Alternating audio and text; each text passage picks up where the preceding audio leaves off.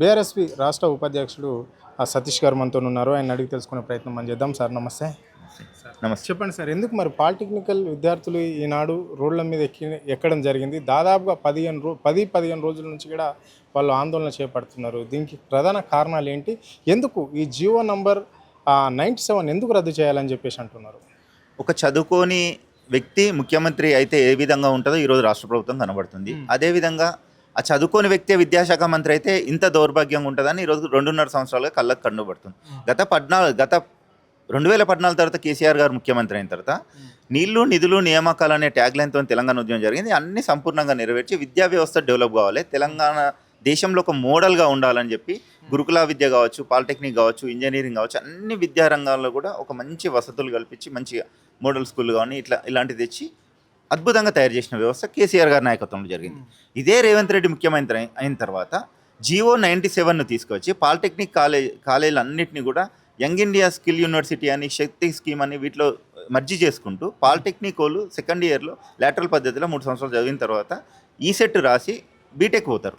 వీళ్ళకి ఏంటంటే వీళ్ళకు చాలా అద్భుతంగా ఇంటర్లో 10th మంచి మార్కులు వచ్చిన వాళ్ళకే పాలిటెక్ సీట్ వస్తుంది. మంచి చదువుకున్న వాళ్ళు కూడా వీళ్ళు కూడా కాగం కావాలి, తెలంగాణ బాగుపడద్దు, గతంలో తెలంగాణ రాష్ట్రం ఏర్పడితే అంధకారం అవుతుంది, మీకు చదువు రాదు, మీరు పాలించుకునే శక్తి లేదని ఏదైతే సమైక్యవాదులు అన్నారో అది నిరూపించాలని ఈరోజు రేవంత్ రెడ్డి గారు చేస్తున్న కుట్ర. దాంట్లో భాగంగా స్కిల్ యూనివర్సిటీ ఎక్కడ ఉంది అనుకున్నాం, ఇది ఫ్యూచర్ సిటీలో పెట్టిరు. ఫ్యూచర్ సిటీలో వైస్ ఛాన్సలర్ ఓడు రేవంత్ రెడ్డి, చదువు రానోడు కూడా ఛాన్సలర్ అయితే ఇంత దౌర్భాగ్యంగా ఉంటుందంటే ఇదే నిదర్శనం. అదేవిధంగా దీనికి చైర్మన్ ఎవరు? ఆనంది మహేంద్ర. దీంట్లో మెంబర్స్ ఎవరు? మళ్ళీ కార్పొరేట్ వ్యవస్థ సంబంధించి వీళ్ళందరికీ ఏం కనబడ్డదంటే పాలిటెక్నిక్ సంబంధించిన విద్యా వ్యవస్థ సంబంధించిన భూములు మాసప్ ట్యాంక్లో కానీ రామంతపూర్లో కానీ ఉన్నటువంటి భూములను అమ్ముకోవాలి. వీరికి రియల్ ఎస్టేట్లో ఉన్నటువంటి తెలివి తెలంగాణను బాగుపరచుదాం, తెలంగాణ రైతాంగాన్ని బాగుపరచుదాం, విద్యారంగాన్ని బాగుపరచుదాం అనే ఆలోచన ఏమాత్రం కూడా లేని వాటి దౌర్భాగ్యమైన పరిస్థితిలో ఈరోజు తెలంగాణ ఉన్నది. తెలంగాణకు ఒక దుర్మార్గుడు ఓటుకు నోటు దొంగ ముఖ్యమంత్రి అయితే ఏ విధంగా ఉంటుందని ఈరోజు తెలంగాణ ప్రజలు గ్రహిస్తున్నారు. మరొకసారి కూడా విద్యారంగాన్ని కూడా ఫీజు రియంబర్స్ 12,000 కోట్ల బకాయిలు ఉన్నాయి, ఫీజు రియంబర్స్మెంట్ని ఇవ్వడు. ఎందుకంటే విద్యార్థులు చదువుకోవద్దు, చదువుకు దూరం కావాలి, మళ్ళీ వీళ్ళు ఇంటికాడ లేబర్ పనులు చేసుకోవాలనేది ఒక దుర్మార్గంగా ఉన్నటువంటి పాలన. రైట్, మీరు అన్నట్లుగానే ఇక్కడ మరి 97 జియో రద్దు అని చెప్పేసి అంటున్నారు. అందులో ఏం రాసింది ఉంది, ఎందుకు రద్దు చేయాలి? పాలిటెక్నిక్ కాలేజీలను దీంట్లో 4th పాయింట్ ఉంది, పాలిటెక్నిక్ కాలేజీను స్కిల్ యూనివర్సిటీలో మర్జీ చేస్తున్నాం అనేది ఉంది. ఇది వీళ్ళందరికీ ఆబ్జెక్షన్. 97ను వెంటనే రద్దు చేయాలి. రద్దు చేయకపోతే విద్యార్థి విభాగం తరఫున రాష్ట్రాన్ని కూడా అగ్నిగుండం చేస్తామని చెప్పి తెలియజేస్తున్నాం. దీని పక్షాన మేము 26వ తేదీకి పోస్ట్ కార్డు ఉద్యమం చేపట్టినాం. విద్యార్థుల తరఫున అందరికీ పోస్ట్ కార్డు ఉద్యమం, రేవంత్ రెడ్డి ముఖ్యమంత్రి గారికి లెటర్ రాయాలని పోస్ట్ కార్డు ఉద్యమం. అదేవిధంగా నెక్స్ట్ మండే రోజు గ్రీవెన్స్ కమిటీ అయితే 31st రోజు, ఆ రోజు కలెక్టరేట్లో కూడా విద్యార్థి విభాగం తరఫున పోయి ఈ జియో నంబర్ 97 రద్దు చేయాలి, పాలిటెక్నిక్ వ్యవస్థను కాపాడుకోవాలి, పాలిటెక్నిక్ విద్యార్థులకు అండగా ఉంటామని చెప్పి మేము చాలా స్పష్టంగా తెలియజేస్తున్నాం.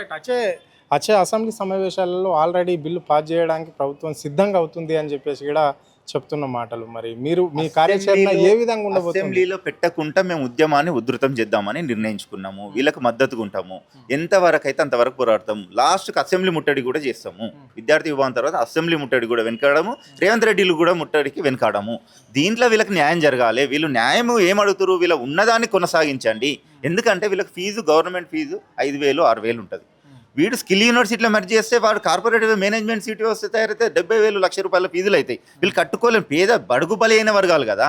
ఎస్సీ ఎస్టీ బీసీ మైనారిటీ విద్యార్థులు చదువుకునే పాలిటెక్నిక్ విద్యా వ్యవస్థను కూడా నిర్వీర్యం చేద్దామని ఇంత దుర్మార్గమైన కుట్ర ఉంది అంటే ఏమవుతుంది? మన రాష్ట్రంలో విద్యా కమిషన్ అని పెట్టినావు ఆకునూరి మురళి ఏమిచ్చిండు? అసలు విద్యా కమిషన్లో ఏం చెప్పిండు? వాటిని ఇంప్లిమెంటేషన్ చేస్తున్నావా లేదా? ఆకునూరి మురళి స్కిల్ యూనివర్సిటీలో మరీ చేయమన్నాడా అనేది ఒకటి స్పష్టంగా ఉండాలి కదా. దాదాపుగా 1,300 ఉద్యోగాలు కూడా వేకేట్ ఉన్నాయని చెప్పి ఆకునూరి విద్యా కమిషన్ రిపోర్ట్లో ఉన్నది. దాంట్లో ఈ పాలిటెక్నిక్ విద్యార్థులు చాలా అద్భుతంగా 10th మంచి మెరిట్ ఉన్న స్టూడెంట్సే వస్తారు. అంటే ఆకునూరు మురళి కూడా చెప్పిండు కదా, పాలిటెక్నిక్ విద్యార్థులు వేస్ట్ అన్నట్లయినా మాట్లాడాడు కదా, దానివల్ల ప్రయోజనం లేదు అన్నట్లు. నాయకుడు చదువుకోనోడు ఉంటే కింది వర్గాలు కూడా ఐఏఎస్ ఆఫీసర్లు కానీ వాళ్ళు కూడా అదే విధంగా తయారవుతారు.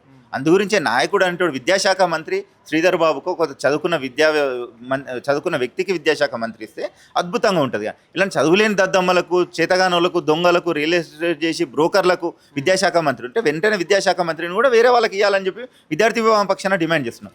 ఆకునూరి మురళి ఒక ఐఏఎస్ అధికారిగా ఉన్నావు కూడా విద్యా కమిషన్ చైర్మన్గా ఉండి ఏం చేస్తున్నావు? అసలు నువ్వు అసలు మనిషివేనా? తెలంగాణ విద్యార్థుల పైన సోయి ఉందా? పేద వర్గాలు కదా, నువ్వు కూడా పేద వర్గం నుండి వచ్చినవి కదా, పేద వర్గాలకు న్యాయం చేయాలి కదా అని చెప్పి మేము డిమాండ్ చేస్తాం.